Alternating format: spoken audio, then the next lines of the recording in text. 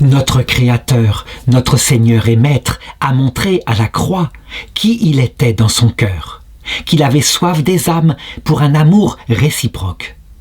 Le plus grand nombre d'entre nous, malheureusement, ne le prie que quand on est dans une grande détresse et pour en obtenir quelque avantage matériel. Et là, nous promettons. Oh, de combien de périls Dieu enverrait en notre vie si nous nous souvenions des vœux que cela nous fait faire.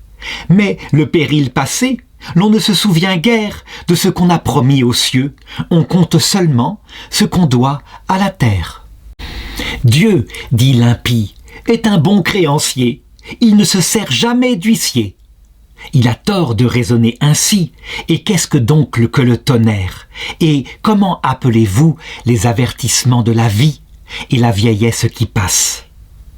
Ainsi, cette triste histoire, le passager d'un navire, pendant l'orage, avait voué à Dieu 100 bœufs en sacrifice s'il voulait bien sauver sa vie. Il n'en avait pas un. Il aurait pu promettre 100 éléphants. Cela ne lui aurait pas coûté davantage. Arrivé sur la rive, il brûla quelques os quand il fut sauvé ainsi. Au nez de Dieu, la fumée en monta. « Sire Dieu, dit-il en mangeant la viande du bœuf, voilà, j'ai tenu ma promesse. Tu as reçu l'odeur de ce grand sacrifice. La fumée est ta part, je ne te dois plus rien. » Et Dieu fit semblant d'en rire. Mais quelques jours plus tard, Dieu le rattrapa bien. Il lui envoya un songe pour lui dire que un trésor était caché en tel lieu précis. L'homme aux vœux courut au trésor comme au feu.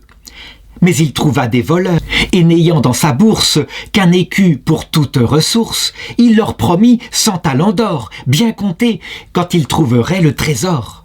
On l'avait enterré à tel endroit, il en était sûr, dans cette bourgade. L'endroit parut suspect aux voleurs, de façon qu'à notre promoteur l'un dit « Mon camarade, tu te moques de nous, meurs, et tu iras ainsi, chez Dieu, porter tes 100 talents de dons. »